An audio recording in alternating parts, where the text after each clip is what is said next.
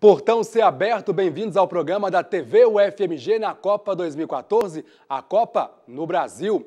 André Saranquins, professor do Departamento de Antropologia e Arqueologia da UFMG e argentino, é o nosso convidado de hoje. Bem-vindo, professor. Qual que é o seu destaque? Muito obrigado, boa noite.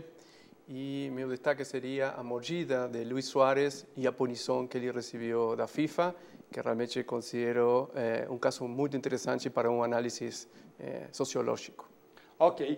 Recebemos também a Stephanie Falconelli, estudante da UFMG e brasileira. Bem-vinda, Stephanie. Qual que é o seu destaque? Pablo. Boa noite. O meu destaque vai para o jogo Brasil e Chile amanhã, a troca do Paulinho pelo Fernandinho, pelo Filipão.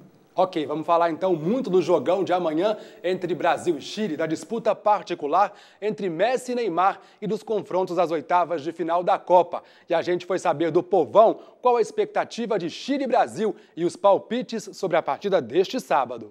Tem Brasil e Chile aqui em Belo Horizonte, no Mineirão. O que será que o povão acha desse jogo? Será que a seleção chilena traz algum perigo para o Brasil? Vamos conferir.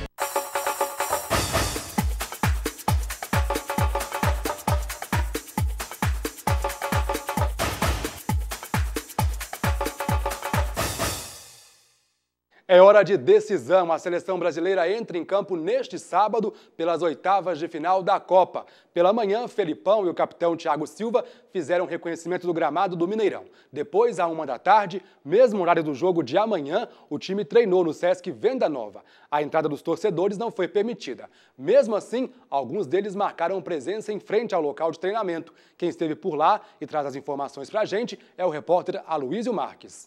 Atrás do muro, treino pesado para enfrentar a seleção chilena. Do lado de fora, a animação da torcida.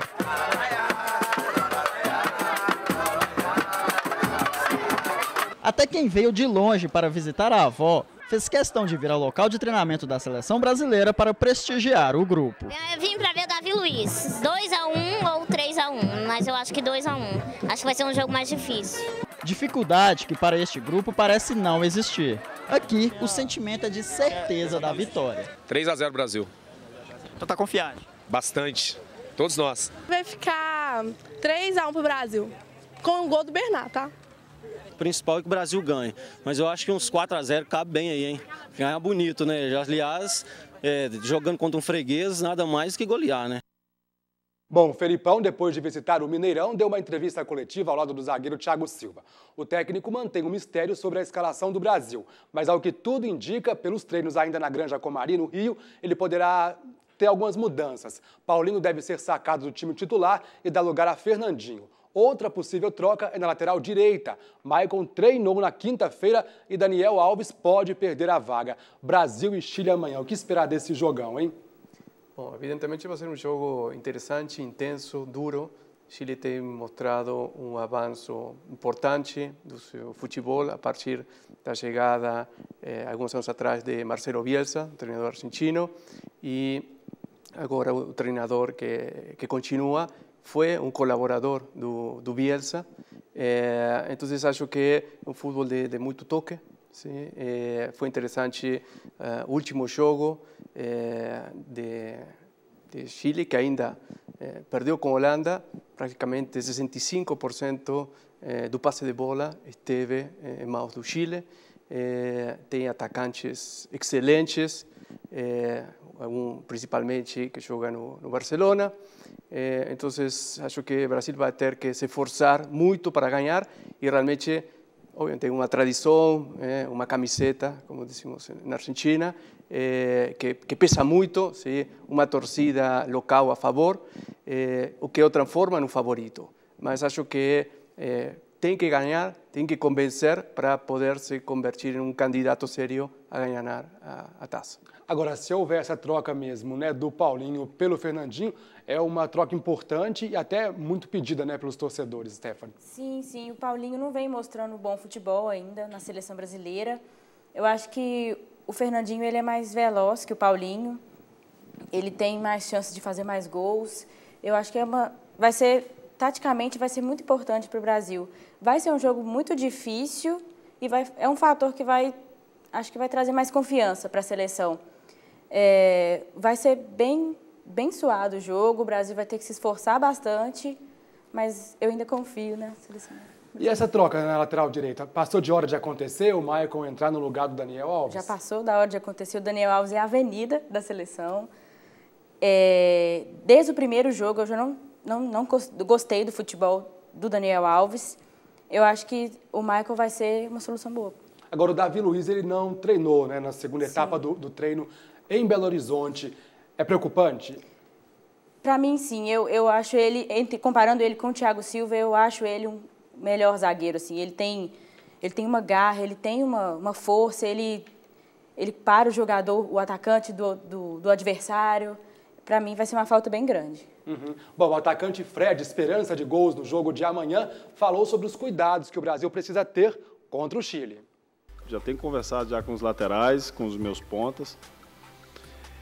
Como eu falei, eles são baixos, mas eles jogam muito, eles tiram muito o adversário com o corpo, né? Eles usam bastante isso e também tem um tempo de bola bem forte.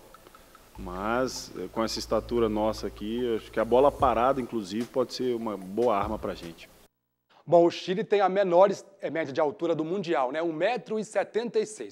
O treino da seleção chilena foi fechado hoje para a imprensa e para os torcedores. O meia Vidal, que se recupera de lesão no joelho direito, e o zagueiro Medel, com desconforto muscular, são as dúvidas. O técnico Sampaoli pode escolher Valdívia e Silva para as vagas. Essa estatura baixa do Chile é preocupante e o Brasil pode se favorecer realmente? É uma coisa ambígua. Obviamente que eu estou opinando como torcedor, eu não sou, digamos, um especialista no tema, mas se você vê os melhores jogadores de futebol do mundo, bom, vamos a discutir, Maradona, deixando de lado o Pelé, ¿sí? Maradona, Messi, o Neymar, não são altos, ¿sí? E, sin embargo, são desequilibrantes. Então, obviamente, acho que os jogadores baixos têm uma velocidade, uma capacidade de resolver jogadas, sim, que um jogador muito grande, talvez pode ser um centrodelantero como Fred, como Ibrahimovic, mas são os pequenos os que estão realmente resolvendo os jogos. Enquanto que, sim, é uma desvantagem na hora da defesa, mas se precisa, então, zagueiros que sejam altos e que possam defender, principalmente quando chegam bolas altas. Mas, insisto, acho que eu não diria que ter jogadores baixos é um grande problema. Sim? Depende também com quem está jogando, o tipo de jogo, etc, etc. Concorda, Stephanie? Concordo. Apesar da defesa do Chile, eles são os mais baixos do time, é a defesa do time. Não é um fator que a seleção brasileira vai explorar, assim, que pode usar para ganhar o jogo.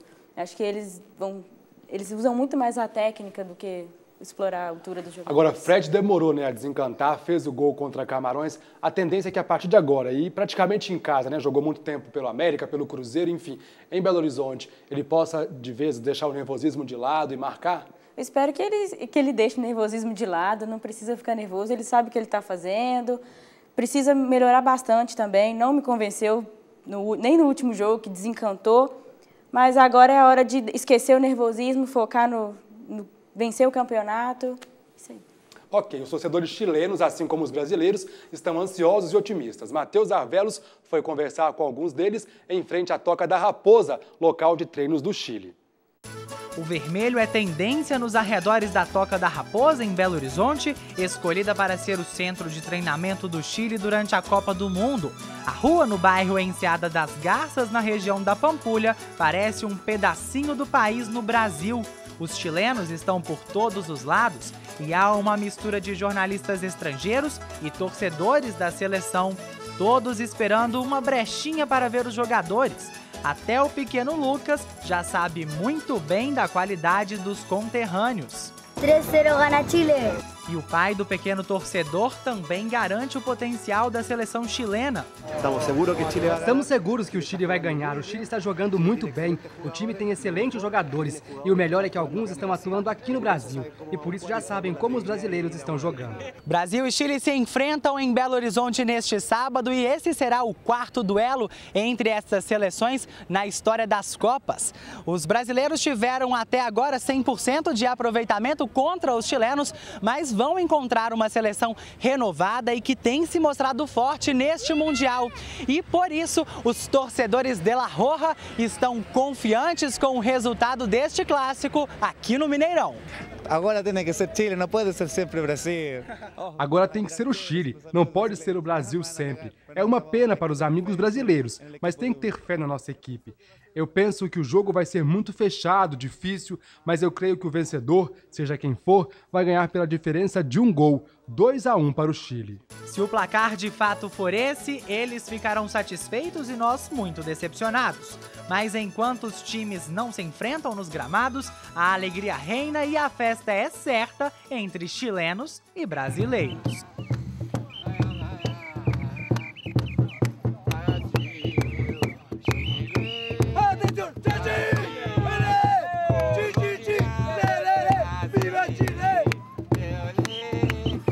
Bom, como o Matheus disse ali, né, a vantagem é nossa, né, dos brasileiros na história. Mas o Felipão tornou a dizer hoje na entrevista coletiva que preferiria outro adversário e não o Chile. Enfim, tem um certo medo ou respeito pelo Chile. É para tanto mesmo? É uma das melhores seleções do continente, também desse Mundial?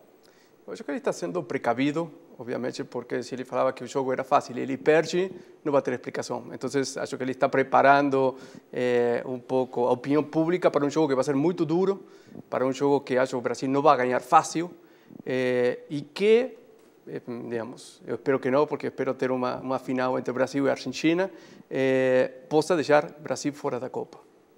Acho que o Felipão está respeitando o adversário, né? O Chile é uma seleção muito forte, ele tá jogando muito bem na Copa, então acho que ele tá se preservando para caso haja derrota, não tenha tanta pressão em cima dele. Assim. Ok, agora vamos com o Franco Malheiro, direto do prédio da Escola de Veterinária da UFMG. É ele quem está hoje bem perto do Mineirão, local do jogo de amanhã. Olá, Franco. Olá. A Copa do Mundo proporcionou aos brasileiros a oportunidade de assistir um dos jogos do maior campeonato de futebol do mundo. Quase chegando à metade da competição, ainda tem muita gente em busca de ingressos. Só em Belo Horizonte são mais de 400 mil pessoas esperadas nos 32 dias de Copa. E com o fim das eliminatórias e começo das oitavas de final, a busca pelos ingressos fica cada vez mais acirrada. Rafael garantiu lugar nos Jogos do Mineirão assim que a FIFA começou as vendas. O evento estava chegando e eu fui olhar os jogos que teriam. E aí eu comprei 2 da primeira fase, né, que foi Colômbia e Grécia, e também Argentina e Irã. E aí as oitavas eu vi que talvez poderia ter jogo do Brasil, se o Brasil terminasse em primeiro a fase de grupos. E eu arrisquei, né? Falei, vou comprar das oitavas finais, porque pode ser que tenha o Brasil, mas se não tiver o Brasil, com certeza vai ter um bom jogo, porque oitavas finais já melhora um pouco os jogos. Mas aí dei sorte, né? O Brasil acabou ficando em primeiro e aí no sábado agora vou ir lá ver o Brasil e Chile aqui no Mineirão. André, no entanto, decidiu buscar ingressos para mais jogos depois de assistir a partida da Inglaterra contra o Uruguai em São Paulo. No site da FIFA, conseguiu comprar para o jogo da seleção inglesa aqui no Mineirão. O objetivo agora é conseguir o ingresso igual ao que o Rafael tem para as oitavas de final. E ele e o pai, que vieram do interior de São Paulo para Belo Horizonte, aumentaram a estadia enquanto varam a madrugada para conseguir o ingresso para sábado. O primeiro jogo a gente tinha conseguido em São Paulo com tranquilidade, aqui em BH a gente tinha praticamente varado a noite para conseguir ingresso, ficou categoria 1 verde, a gente conseguiu comprar o ingresso, veio aqui para BH tentando agora comprar o jogo para o Brasil e Chile, mão de cambista, o que a gente conseguir até amanhã para ficar aqui até o final de semana. Memorável, né? Quartas de final, oitavas de final aqui no Brasil e Chile, no Mineirão lotado do Brasil, ainda mais o hino que emociona. Se Deus quiser a gente vai conseguir sim. A gente está varando uma madrugada no site da FIFA, porque principalmente em alguns jogos que as seleções já estão eliminados, está tendo muita devolução de ingresso. Então a gente está percebendo que em Salvador, Recife está mais tranquilo. Mas pelo fato da gente morar em São Paulo, é um pouquinho mais complicado subir para Fortaleza. Então a gente preferiu mais Curitiba, Rio Grande do Sul ou aqui em BH, que é mais fácil para a gente. O jogo do Brasil é a prioridade. Mas caso não consiga, André quer acompanhar o maior número de jogos. Afinal, não é nem de 4 em 4 anos que a sede da Copa é no nosso país. Fica para a história, né? Uma Copa do Mundo aqui no Brasil, a seleção brasileira. Além da seleção brasileira, a gente tem uma oportunidade de ver em amistoso ou entre jogos. Mas seleção como a Inglaterra aqui, a Costa Rica, ver a invasão dos torcedores estrangeiros, essa parceria deles está sendo muito gostoso e vai ficar para a vida toda, né? Mas com ou sem ingresso, uma coisa não muda: a torcida. Acreditando que o Brasil pode vencer o Chile, pode ser campeão também. Torcer para o Brasil conquistar esse Hexa aqui na nossa casa. Enquanto a gente cobre a Copa do Mundo, a equipe do Festival de Inverno da UFMG trabalha a todo vapor para produzir o evento. Este ano o festival volta a BH e as inscrições para os grupos especiais já estão abertas. No evento, grupos de trabalhos especiais vão desenvolver atividades com bicicletas compartilhadas, construção com bambus, arquitetura colaborativa e bioconstrução. Os visitantes vão poder participar de atividades como concertos de bicicletas descartadas, coleta, tratamento e construção com bambus. Outra iniciativa é construir banheiros e pias ecológicas para utilização no Festival de Inverno. As inscrições são gratuitas e podem ser feitas até o dia 1º de julho. O evento acontece do dia 18 a 26 do mês seguinte, no Campus Pampulha e em outras localidades de Belo Horizonte. Bruno Camargos para o Portão C.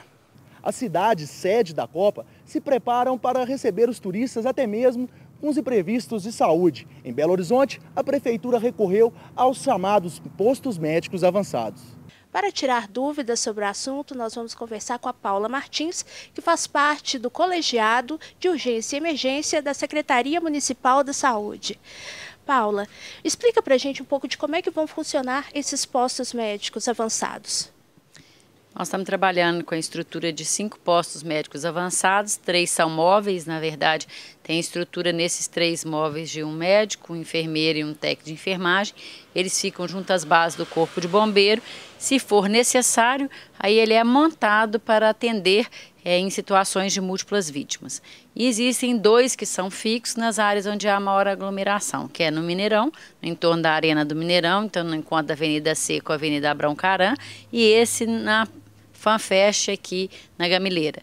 Esses postos médicos avançados, eles se destinam a atender eventos de múltiplas vítimas, então eles são estruturas voltadas a atender em caso de catástrofe, mas os 2 que estão fixos, montados fixamente, têm atendido demandas que chegam a eles que não representam, por exemplo, nenhum atendimento de múltiplas vítimas. Por exemplo, que está montado perto do entorno da Arena do Mineirão, ele atende pacientes que estão naquela redondeza e que por um acaso não se sentem bem, que vêm e demandam atendimento a esse sistema.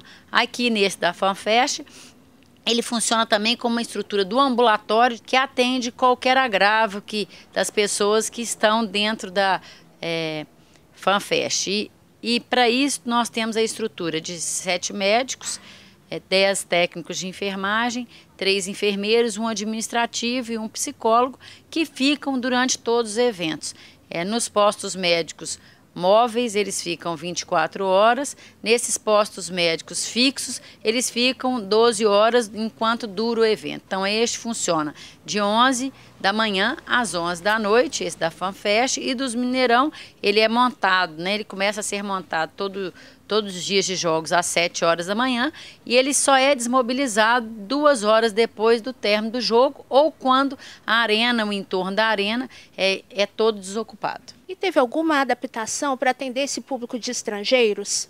Não, nesses postos médicos há sempre alguém que domine pelo menos uma segunda língua, inglês, preferencialmente, para atender os estrangeiros. E nós já atendemos alemães, belgos, colombianos, argentinos, chilenos, venezuelanos, brasileiros, não atendemos nenhum iraniano, mas atendemos as nacionalidades que vieram aqui sem nenhum problema de comunicação entre a nossa equipe e os pacientes que demandaram atendimento. Ok, obrigada, Ana Paula. Ariane Gervásio para o Portão C. Brasileiros e chilenos podem preparar do agasalho até a regata. Para amanhã, o tempo está previsto com uma variação grande. Segundo o Instituto Nacional de Meteorologia, a máxima em Belo Horizonte amanhã chega à casa dos 27 graus, um pouco quente. E a mínima prevista são 13 graus, um friozinho até gostoso. o céu pode ficar de claro a parcialmente nublado. Mas o clima que a gente quer saber mesmo é de vitória da seleção brasileira. Segunda-feira estamos de volta. Segue da redação com Pablo Nogueira. Valeu, Franco. A gente agora vai para um rápido intervalo e volta já já com o Portão C.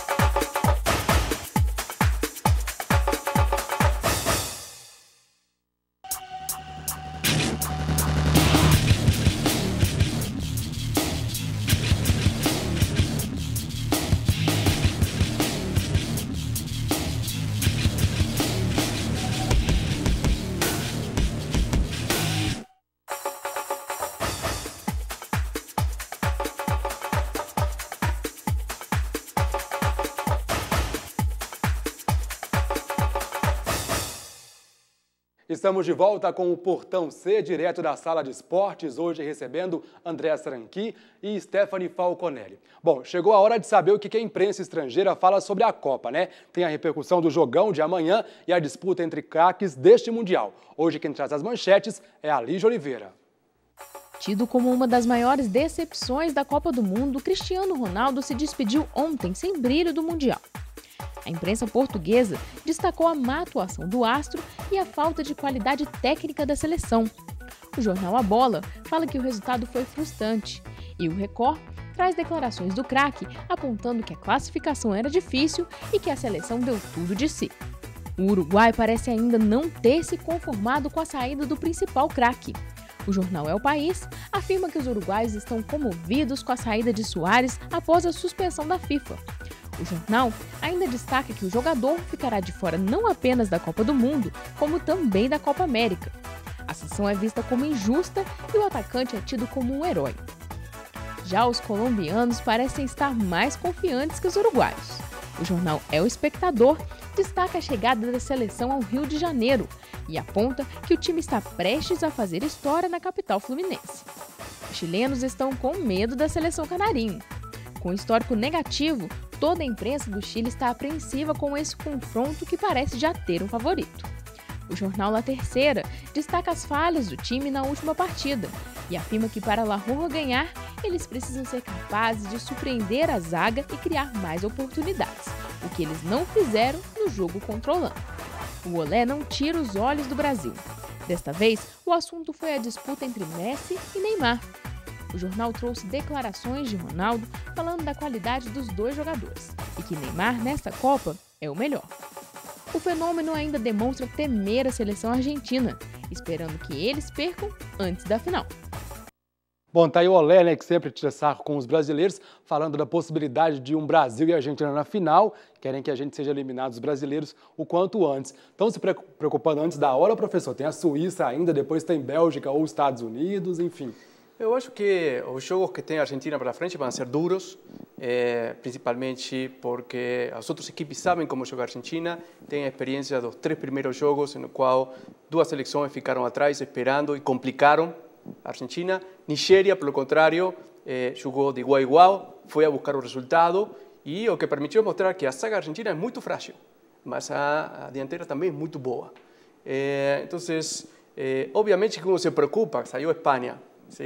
¿Cuántos brasileños ficaron felices que no está España? Que salió, digamos, otras Italia. ¿Sí? Entonces, de alguna forma, por un lado, como torcedor, uno dice, qué sorte, no voy a tener que enfrentar esos caras.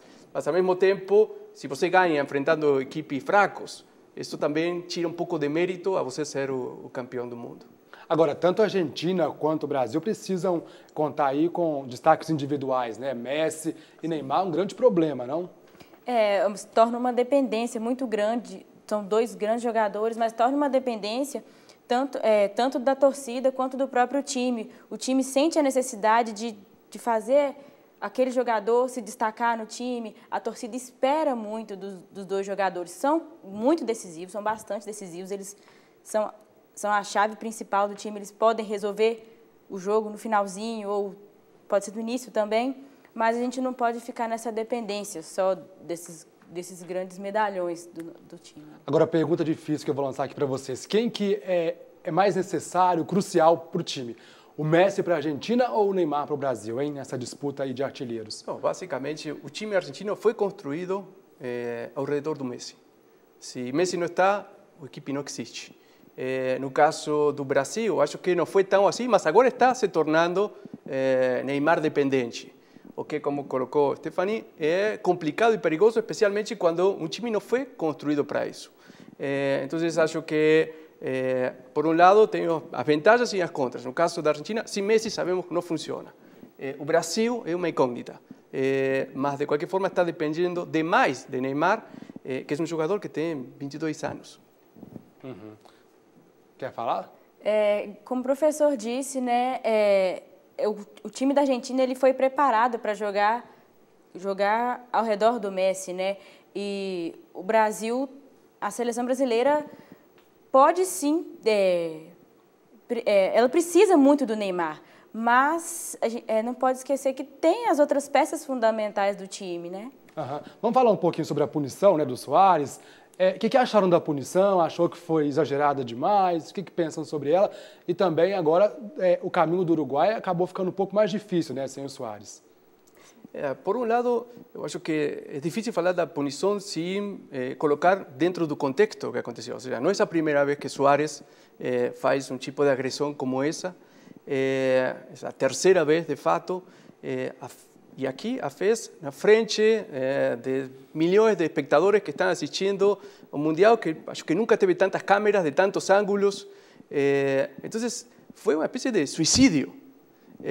Então, a FIFA, eu acho que estava numa situação complexa, porque se não punia, sim, ia receber uma quantidade de queixas, principalmente os espanhóis, como pode permitir uma coisa por estilo. Agora, punir com 9 jogos, 4 meses, $120 mil de multa, acho também que é um exagero frente às políticas da FIFA, em qual vemos racismo o tempo todo, socos, todo tipo de agressões dentro do campo que não são punidos. Então, realmente é uma situação que está mostrando a fragilidade e arbitrariedade que a FIFA tem para lidar com este tipo de casos. E outra coisa interessante, quando hoje Luis Suárez chegou ao Uruguai, foi recebido como um herói. Nossa, isso é uma coisa várias pessoas acampando, inclusive, né, próximo à casa dele, em apoio. O Uruguai joga contra a Colômbia e muita gente achava que passaria fácil com o Suárez. Agora não é bem assim, né? Eu pensei nisso quando eu vi os confrontos das oitavas de final e pensei, agora vai pesar para o Uruguai a perda do Suárez, né?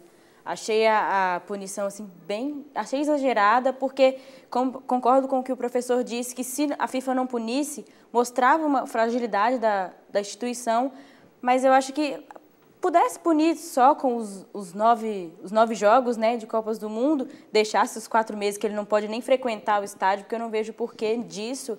E também houveram outras agressões, por que não punir as outras? A cabeçada do Pepe também foi uma agressão, então achei um pouco exagerado. Também isto me está lembrando muito o que aconteceu com Maradona no Mundial dos Estados Unidos. A Argentina não chegava como favorita, Maradona começou a ter, además de discursos críticos, o gol que ele fez com a Grécia, e vai ou grita na câmera, Argentina crescendo, virando resultados, se transformando como um candidato muito forte, e imediatamente vem o antidoping, Maradona é punido, tirado da Copa, a Argentina perde, acho que com Bulgária, e depois, não sei, com Bélgica, é eliminado da Copa. Ou seja, Uruguai chegou também pela porta dos fundos. Chegou, sim, por uma repechagem com, acho que, Austrália. Sim? Um time que, brilhou muito 2 anos atrás na Copa América, mas que parecia que estava acabado. De repente, ganha da Itália, perdeu com Costa Rica, então tudo bem, aí se esperava. Gana de Itália, gana da Inglaterra. Se classifica no grupo da morte. Se classifica.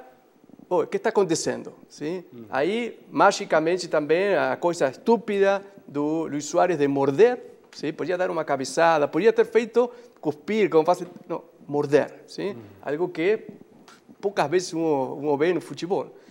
Aí ele é punido, expulso da Copa, e agora o que vai acontecer com o Uruguai? Eles vão sentir realmente a mesma pressão e o choque de ter seu melhor jogador expulso nesse momento. Ou, pelo contrário, eu acho que isto é o que vai acontecer, o Uruguai vai cair fora logo, ou existe uma possibilidade pequena que o Forlán, que é também um jogador que foi excelente, e os demais colegas decidam tomar isso como uma bandeira para levar o Uruguai na raça para frente. Já acaba tendo mais força ainda, né, professor? Bom, agora a gente vai chamar a redação, quem está por lá, apostos, e traz para a gente as últimas notícias do dia. E também a participação dos internautas nas redes é o Leonardo Ribeiro. Boa noite, Léo.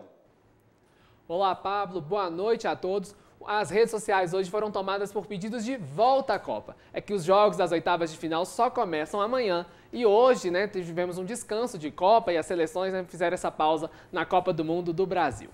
A final da Copa do Mundo está marcada só para o dia 13 de julho, mas a FIFA anunciou hoje quem serão os responsáveis por entregar a taça para a seleção campeã. Os escolhidos foram a presidenta Dilma Rousseff e o presidente da FIFA, Joseph Blatter. Já era esperado, até porque apenas chefes de Estado e campeões e ex-campeões da Copa do Mundo que podem encostar na taça. O Puyol, que é um ex-jogador espanhol, e a supermodelo Gisele Bündchen serão os responsáveis por carregar a taça até o campo. E essa taça vai ser carregada nesse baú aí que a Gisele Bündchen posou ao lado.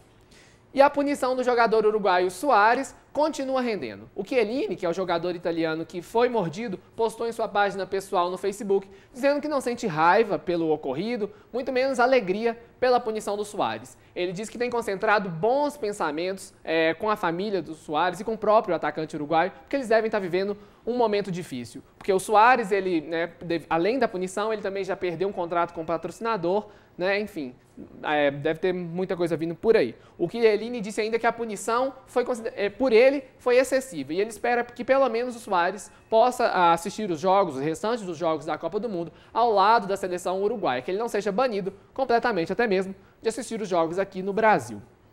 Hoje, durante a coletiva sobre quem vai entregar a taça, jornalistas questionaram o secretário-geral da FIFA, Jerome Valcke, sobre essa punição do Suárez. O Valcke considerou a punição assim, como válida, até ele achou excelente até a punição, considerando as evidências e também a reincidência. Contando com Chiellini, o Suárez já mordeu 3 jogadores em campo. O Valcke ainda recomendou que o Suárez procure um tratamento para evitar que o Suárez morda outros jogadores. E amanhã a seleção brasileira enfrenta o Chile à 1 da tarde no Mineirão, aqui em Belo Horizonte, prevendo um aumento da circulação de veículos, né, e essa chegada de muitos chilenos aqui em Belo Horizonte. O governo do estado separou alguns locais para que os chilenos possam estacionar as motorhomes ou os trailers. O Mega Space, o Parque da Lagoa do Nado e o Parque Maria do Socorro Moreira, eles foram reservados para isso. E agora, com essa nova etapa da Copa do Mundo, vamos dar uma olhada em todos os jogos das oitavas de final. Amanhã, o Brasil, que ficou em primeiro no Grupo A, enfrenta o Chile, segundo colocado do Grupo B, à 1 da tarde no Mineirão, em Belo Horizonte. O outro embate entre os grupos A e B ocorre no domingo no estádio Castelão. Holanda e México se enfrentam em Fortaleza, também à 1 da tarde. A Colômbia, primeira colocada do Grupo C, enfrenta o Uruguai, segundo colocado do Grupo D, às 5 da tarde, amanhã no Maracanã. No domingo, às 5 da tarde, Costa Rica, líder do Grupo D, enfrenta a Grécia, segunda colocada do Grupo C, na Arena Pernambuco, em Recife. Na segunda, França, primeira colocada do Grupo E, joga contra a Nigéria, vice-líder do Grupo F, à 1 da tarde, no Estádio Nacional, em Brasília. O outro embate entre o Grupo F e o Grupo E é na terça-feira, à 1 da tarde, quando Argentina e Suíça entram em campo na Arena São Paulo. No dia 30 e às 5 da tarde, a Alemanha, líder do Grupo G, enfrenta a Argélia, segundo lugar do Grupo H, no estádio Beira-Rio, em Porto Alegre. E fechando as oitavas de final, às 5 horas, Bélgica, primeira colocada do Grupo H, joga contra os Estados Unidos, segundo colocado do Grupo G, na Arena Fonte Nova, em Salvador. Bom, então vamos falar sobre os jogos, né, das oitavas de final. Vamos começar então por Colômbia e Uruguai. Já falamos um pouquinho, mas acham então que o Uruguai vai ter mais dificuldade, passa a Colômbia? O que pensam sobre o jogo? Vai ser também um jogo complexo. O Colômbia, acho que até agora não enfrentou times fortes. O treinador deles também é argentino, o Peckerman, muito bom. Levou os juvenis argentinos a ganhar várias copas. Então, acho que em função do que aconteceu com o Uruguai, vai dar Colômbia. Eu acho também que vai passar a Colômbia, porque o Uruguai não perdeu só um jogador, perdeu uma referência do time, né? Então acho que dá Colômbia. Quem passar desse jogo pega Brasil ou Chile. Para os jogos então de domingo, França e Nigéria. O que acham que dá? Passa a França com facilidade? Fez uma boa primeira fase, né? Eu acho que a Nigéria vai jogar de igual para igual com a França, mas a França apresenta um futebol melhor. Eles têm mais técnica para jogar. O Benzema vem jogando muito bem, um futebol bem melhor do que ele apresentou no Real Madrid. Então acho que passa a França. Eu acho que o problema da Nigéria é a zaga. Ficou bastante claro no jogo contra a Argentina. França é um time limitado, mas sólido, praticamente em todas as partes do time, do campo. Então, acho que vai dar França também. A Argélia tem jogado bem, né? Dado trabalho para os adversários, vai pegar a Alemanha. A Alemanha é mais time, acho que deve passar ou não. O que pensa? Sem dúvida. Sem dúvida. Vai ser um dos jogos mais simples para a Alemanha. Ok, jogos de segunda-feira, Holanda e México. Vai ser um jogo bem difícil. É um jogo que eu realmente vou gostar muito de assistir, mas passa a Holanda.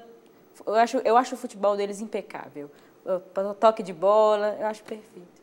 Holanda, sem nenhuma dúvida. Costa Rica e Grécia. Costa Rica.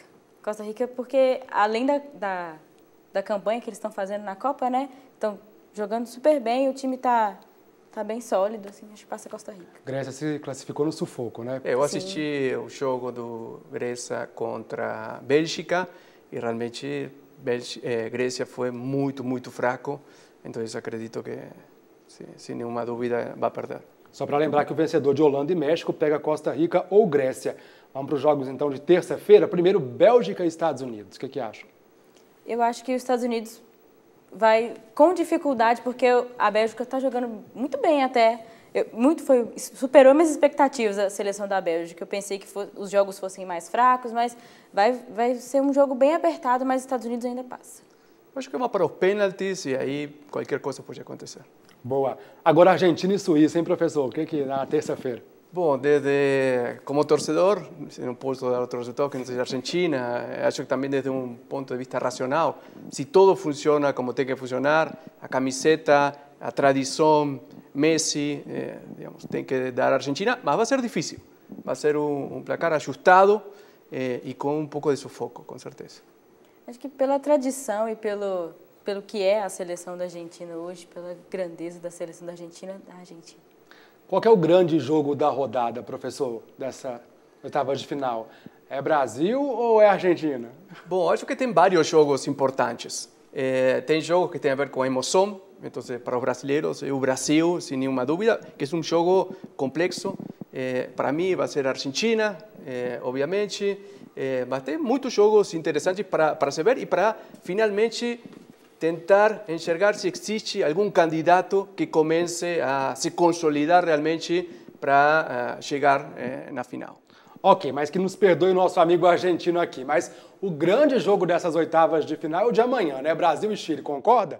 Dizem que a voz do povo é a voz de Deus. Então, para dar aquela força no bolão, o Bruno Camargos foi às ruas saber da galera quanto fica o jogo. Só que como um amigo dele tem resolvido a parada nesta Copa, ele antes fez questão de confirmar a presença de um certo craque. Assim vai ser mais fácil você acertar o seu palpite. Tá tendo Copa.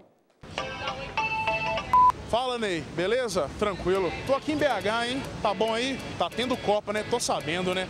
Pois é. Bem que depois do jogo sábado a gente podia pegar uma baladinha, hein? Que tal? Não, tranquilo. A gente combina no WhatsApp. Traz a Bruninha dessa vez, hein? Falou, beleza, tranquilo. Pois é, sábado tem Brasil e Chile aqui em Belo Horizonte, no Mineirão. O que será que o povão acha desse jogo? Será que a seleção chilena traz algum perigo pro Brasil? Vamos conferir. Vem comigo. Brasil e Chile sábado. O que você acha que vai acontecer no sábado no Mineirão? Brasil passa, Brasil fica. O que você acha? Na minha opinião, eu acredito que o Brasil consiga passar. Fácil não vai ser não, mas eu acredito que vai passar sim. Eu sou brasileiro, mas vou torcer pro Chile. Por que o senhor vai torcer pro Chile? Porque eu acho que o Brasil idolatra muito esse jogador de futebol. Eu acho que não pode ser assim, não. Quem vai ser o destaque do jogo? Quem é que vai levar o Brasil para a próxima fase? Eu acho que Neymar. Neymar. Se o Brasil não colocar o Bernardo, já era. Vai ter gol do Neymar? Vai. Neymar é o que você mais gosta? É. Mas o Bernardo, se entrar ali, vai fazer diferença. Eu pergunto pro pessoal na rua, o pessoal só fala Neymar, Neymar. Não tem outros jogadores, não. A seleção não é apenas o Neymar. O Neymar que costuma fazer. Por que você gosta do Neymar? Também gosto do Hulk. O Brasil tem que tomar cuidado ou a vitória é garantida? Não, tem que jogar bola, né? Quando vai ficar o jogo do Brasil? 5-0 e tal. O que você acha que vai dar no jogo de sábado, Brasil e Chile, né? Aqui em Belo Horizonte, no Mineirão. Você acha que o Brasil tem alguma chance no jogo de amanhã? Ou a gente tem que tomar cuidado com o Chile? Vai ficar 2-1 o Brasil. Quem vai fazer os gols? Brasil. Então grita Brasil aí pra mim. Brasil! Eu agradeço a reportagem sua. Qual a sua TV mesmo? O FMG. O FMG. Isso. Muito obrigado pelo Brasil. Você, qual é o seu nome? Bruno. Meu nome é Carlos Bernardo Faria. Prazer, Bruno. Quando arrisca um placar? Hã? Arrisca um placar? Não. Não? Obrigado. Esse é o nosso repórter, tirando onda, já foi na FanFest, já beijou mulheres lá a rodo, enfim, agora o cara vai lá pra rua, você viu que é amigo do Neymar, tá com moral. Pedi pra ele mandar um recado pro Neymar, pra falar pro Neymar passar um pouquinho mais a bola, manda um recadinho no WhatsApp lá pra ele. Ser menos egoísta, né? Agora teve gente ali que não quis arriscar placar, mas Brasil e Chile, hein? 2-1, bem apertado, e olha, arrisco dizer que o Chile vai começar o jogo ganhando. 2-1. É. Gente, quero agradecer demais a presença de vocês, viu? Muito obrigado e voltem sempre. Espero aqui se a Argentina chegar na final, tá, professor? Com certeza vai ser assim. Ok, vamos esperar então. Bom, o Portão C de hoje fica por aqui. Na terça-feira tem mais Sala de Esportes. Já o Portão C volta na segunda-feira. Bom final de semana.